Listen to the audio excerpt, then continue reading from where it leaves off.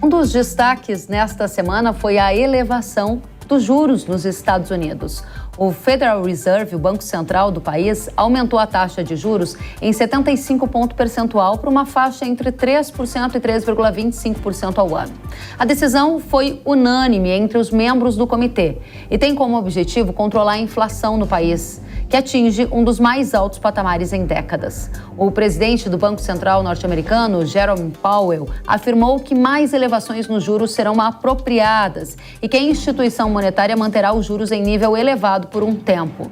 As taxas de juros nos Estados Unidos estão no mais alto patamar desde 2008.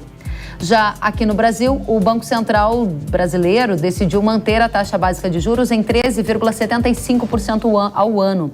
E há algumas projeções apontando que o ciclo de alta de juros pode ter chegado ao fim. Nós vamos tratar destes assuntos entendendo quais são os impactos dessa alta de juros nos Estados Unidos para a taxa de câmbio, o custo do dinheiro e mais debates sobre o agro brasileiro com os nossos convidados. Pedro Ramos, que é economista-chefe do Sicredi. Pedro, seja muito bem-vindo ao Hora H do Agro.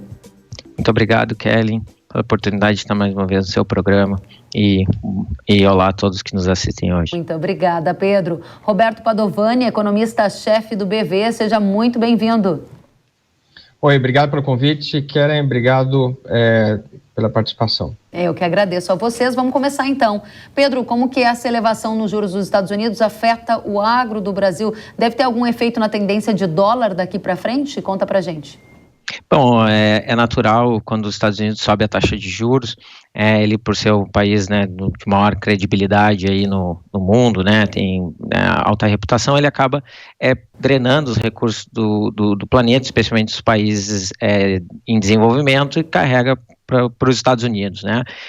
Mas no caso do real, a gente tem observado o Brasil bem posicionado enquanto moeda, né? A gente tem uma taxa de juros já bastante elevada, o ciclo de alta de juros no Brasil começou antes do que na maior parte dos países, o nosso risco está bem ajustado à nossa nota de crédito, então deve levar o Brasil a ter uma pequena desvalorização no câmbio, mas ela não ela deve ter uma desvalorização, mas não deve ser muito grande pelos elementos que eu mencionei, mas é uma trajetória de desvalorização e com muita volatilidade, né? Esses períodos de alta americana também trazem muita volatilidade para o mercado, porque normalmente algum emergente pode ter algum problema de dissolvência durante esse processo, que ainda está em curso. Só para a gente traduzir isso em taxas, né? O Banco Central divulga a pesquisa Focus e entende que até o final do ano a gente vai ter dólar em 5,20. Qual é a sua avaliação a partir do momento em que o Fed aumenta juros e sinaliza que vai continuar aumentando? Câmbio vai ficar acima, abaixo de 5,20? Qual é a sua projeção? Olha, a gente está um pouco mais altista do que a projeção média do mercado, ligeiramente, 5,30 seria o valor que nós entendemos que o real deve depreciar, e deve depreciar um pouco mais no início do ano que vem, quando o Banco Central americano continuar subindo a taxa de juros por lá. Então, alguma coisa como 5,30, 5,40 seria algo esperado para nós entre o final desse ano e o início do próximo. Muito bem, obrigada, Pedro. Continuamos com você, Padovani. Diga pra gente como a alta de juros nos Estados Unidos impacta o agro brasileiro, e um dos vieses de contágio que a gente sempre quer saber é sobre dólar. O que você tem para nos dizer, hein? Bom, acho que eu vou na mesma linha do Pedro, né? Quando você tem alta de juros nos Estados Unidos, ele tende a atrair fluxos capitais para a economia norte-americana, em particular no momento em que a Europa está tendo muitos problemas com inflação alta, baixo crescimento, problemas fiscais, problemas políticos, enfim. Então você tem uma percepção de risco muito ruim na Europa, o que enfraquece o euro. Então a história que a gente tem hoje é a história de dólar alto no mundo. Aqui no Brasil, alguns fatores podem atenuar isso, né? Como taxa de juros, uma leitura um pouco mais favorável de risco em relação ao Brasil. Mas o fato é que quando você combina juros elevados nos Estados Unidos, dólar forte no mundo, e uma tendência de queda de preço de commodities, isso não ajuda a moeda brasileira. Então, eu também estou na mesma linha. Eu acho que o movimento do dólar é para cima, cabeça nossa que você possa aí encerrar o ano no patamar de 5,50. Portanto, um cenário global bastante complicado, ainda que o Brasil esteja se saindo relativamente bem nesse processo. Interessante. Então, 5,50 em função desse cenário global. Aí eu gostaria só de aproveitar mais um ponto com você, Padovani. Recentemente nós ouvimos aqui no Hora H do Agro um outro profissional que dizia que a boa condição do país, do Brasil, em relação a outras economias no mundo, poderia atrair fluxo para cá e isso levar o dólar a patamares abaixo de 5. Essa é uma condição descartada por você. Olha, esse é um bom debate. Eu diria que o debate no mercado nas últimas 2, 3 semanas é exatamente essa. Se a gente olhar historicamente, Kenny, a gente vê que a moeda brasileira é muito correlacionada com o preço de commodities e dólar global. Commodities é para baixo, o dólar é para cima. Só que o que a gente tem visto nos últimos dias é uma leitura diferente. Uma leitura de que a economia brasileira tem feito reformas, isso a torna um pouco mais resistente em termos de crescimento. O mercado de trabalho é um bom exemplo. Mas tem outros, tem a autonomia do Banco Central, a gente está tendo uma eleição que ninguém comenta sobre juros e quem será o próximo presidente, a gente tem a lei do saneamento que atrai investimentos, enfim, a gente fez reformas importantes que conseguem fazer com que o Brasil fique um pouco mais blindado. Ao mesmo tempo, você tem um quadro geopolítico global que pode fazer com que a gente tenha desvios de comércio a favor do Brasil. Em vez dos Estados Unidos importar da China, pode importar no vizinho um pouco mais tranquilo, que é o caso da economia brasileira. A gente tem também indicadores de curto prazo no Brasil muito bons, os dados de contas externas, contas públicas, inflação, taxa de juros, são todos relativamente favoráveis, e a eleição, que poderia ser um grande problema, o mercado financeiro está bastante tranquilo com ela. Então, aparentemente, o Brasil pode ser um pouco uma ilha de tranquilidade. Eu, como tenho muita experiência de mercado, sempre duvido dessa história. Eu acho que o Brasil tende a acompanhar o mau humor global. Mas o fato é que há elementos que têm feito com que o mercado aqui no Brasil fique menos volátil, um pouco mais ancorado.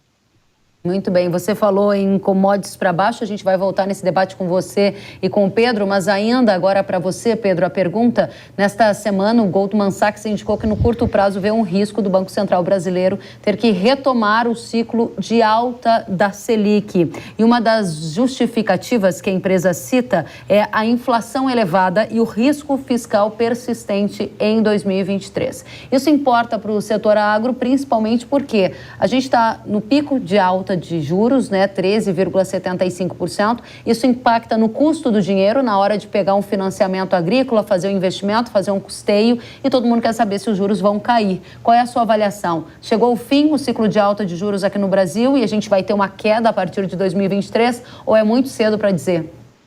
Bom, Kellen, eu acredito que o Banco Central tem encerrado seu ciclo de alta de juros. Acho que as razões que fazem o Banco Central ter parado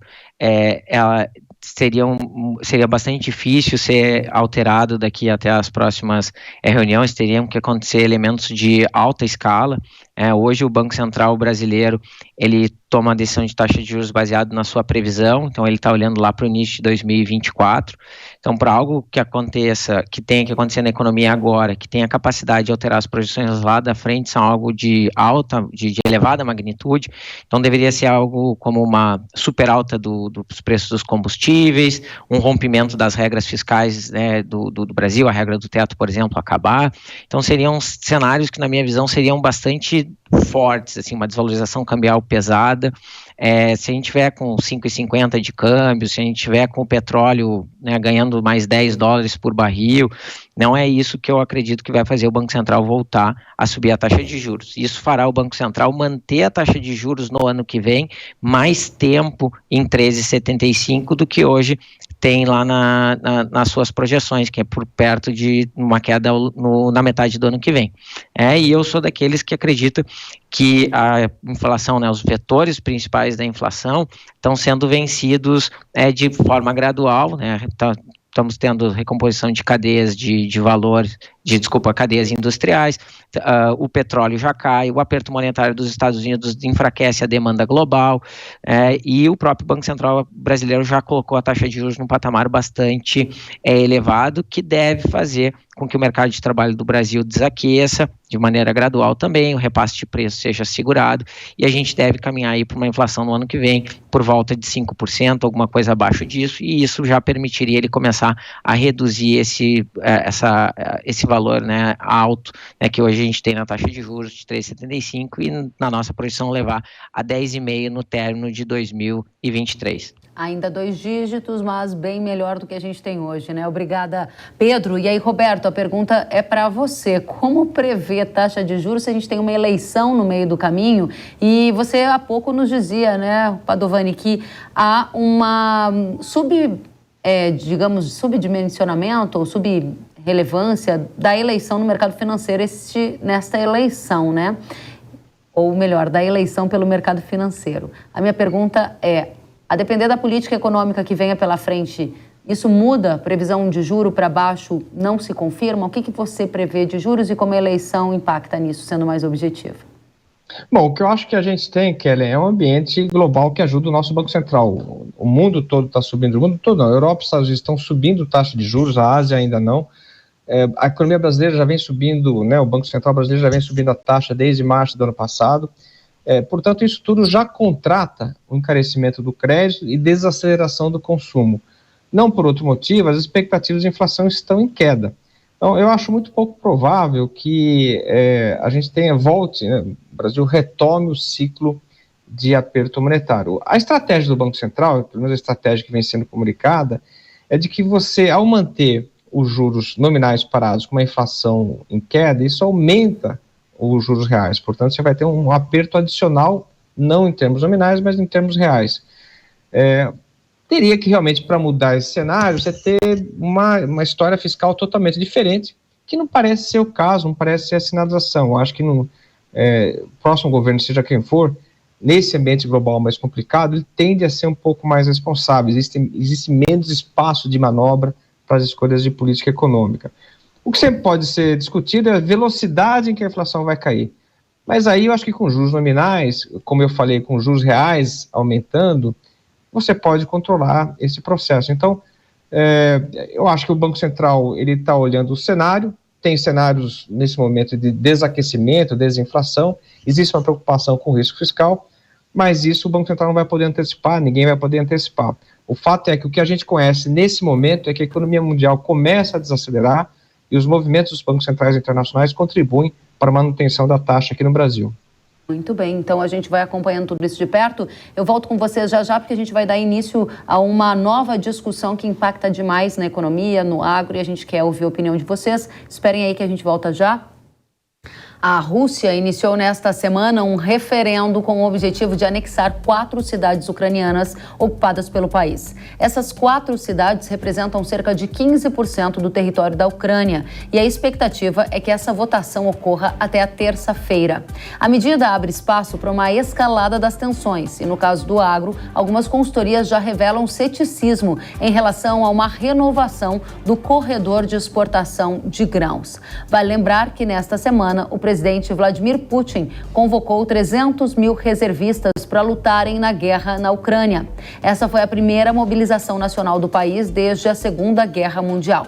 No anúncio que foi televisionado, ele também alertou o Ocidente que, se a chantagem nuclear continuar, Moscou responderá com todo o vasto arsenal atômico. Enquanto isso, os impactos da crise energética na Europa continuam.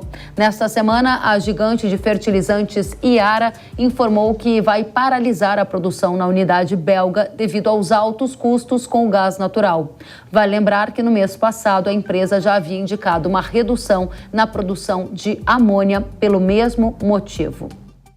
Eu volto para os nossos convidados para tratar justamente dessa crise energética na Europa. Pedro, a pergunta é para você. A continuidade da guerra entre Ucrânia e Rússia, isso somado à inflação alta em diversos países do mundo, qual é o efeito mais imediato para o agro brasileiro? Risco ou oportunidade?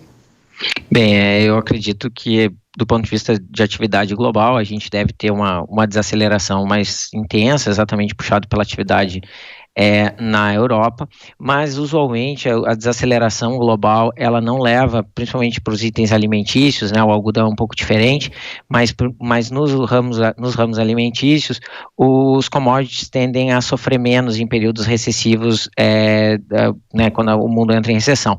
Então isso faz com que a gente não tenha uma grande revisão de preços para baixo, e aí tem a questão específica da Ucrânia, da capacidade de conseguir exportar os grãos que ela costuma produzir. Então, no caso, o trigo é o principal. Então, nesse caso, é possível que a gente tenha até não mesmo com uma desaceleração da atividade global, a gente não tenha quedas de preço, né? No fundo, a gente não tem isso no cenário, uma queda acentuada de preço de alimentos no ano que vem por parte dos commodities, né? Então, isso é uma parte relevante. Agora, tem uma outra parte que diz respeito ao custo de produção e à rentabilidade, principalmente da safra americana do ano que vem, né? A partir daquela safra, portanto, do Brasil de verão a seguinte, né? Nós vamos começar a discutir um pouco a rentabilidade da produção agrícola. Certamente já está contratado uma margem substancialmente menor, e a gente acredita que no caso dos Estados Unidos a gente vai ter alguns estados operando com margens negativas, inclusive. Dependendo da dificuldade de produção de insumos agrícolas no próximo ano, isso pode se estender a uma parte maior do território americano, etc. Então a gente vai estar falando de pelo menos uma rentabilidade mais baixa nos próximos ciclos do que a gente teve no passado recente. E é claro que a gente pode voltar também àquela discussão de falta de insumos para algumas culturas, etc., que foi uma conversa que eu acho que perdurou bastante o mercado agrícola brasileiro durante 2021, a gente continuar, desde 2021, né, a gente continuar discutindo em 2023. Muito bem, muito obrigada, Pedro. Padovani, diga pra gente como o Brasil está inserido nesse contexto de guerra. Aqui tem dados melhores da economia, como você há pouco mencionou. Quais são os efeitos que a guerra vai gerar para o agro? É cenário de desafio ou de oportunidade somado a essa crise energética na Europa? Bom, Kelly, a primeira coisa é que o agronegócio vem sendo o destaque da economia brasileira há muito tempo. Eu acho difícil imaginar um cenário que ele deixe esse posto. A gente tem uma combinação que eu nunca tinha visto na minha carreira, que é produção em alta, dólar historicamente em patamares desvalorizados, ajudando o exportador, e preços internacionais um patamar interessante. Então, quando a gente olha a médio prazo, o que a gente vê claramente é uma desaceleração global. A gente tem aperto no crédito nos Estados Unidos, na Europa, além da questão da alta de juros, a gente tem incertezas com relação ao momento geopolítico, provavelmente teremos muitas tensões políticas e fiscais à frente. A Ásia mostra um ciclo, principalmente a China, de desaceleração, portanto, o quadro de crescimento não é bom. Com menos demanda global, seria sensato imaginar uma queda dos preços de commodities, em certo sentido, o que a gente tem visto nos últimos meses. Porém, Keren, tem um ponto interessante que é o lado da oferta. A gente tem problemas climáticos nos Estados Unidos, na Europa, na Ásia. A oferta de petróleo e gás contribui para um sentimento de que os preços de commodities, matérias-primas de maneira geral, por conta da oferta, possam mostrar uma maior resistência. Então, a leitura que a gente tem feito é que nos próximos meses a gente ainda consegue sustentar preços agrícolas internacionais, mas provavelmente ao longo de 2023 esses preços voltem a cair. Mas no curto prazo eu acho que ainda é um cenário absolutamente positivo para o agronegócio, até porque a gente não espera nenhuma grande mudança do ponto de vista de produção local ou de cotação da moeda norte-americana aqui no Brasil. Então acho que é um quadro inédito e positivo que se mantém. Muito bem, quero agradecer a você, Padovani, ao Pedro, agradecendo então ao Pedro Ramos, economista-chefe do Sicredi. Muito obrigada, volte sempre, Pedro. Muito obrigado pela oportunidade de estar aqui com vocês e ficamos à disposição para uma nova oportunidade. Obrigada a você e a Roberto Padovani, economista-chefe do BV. Volte sempre, Padovani, um prazer recebê-lo também. Obrigado pelo convite, Keren, obrigado pela conversa, Pedro, conte comigo. Até a próxima, obrigada a vocês.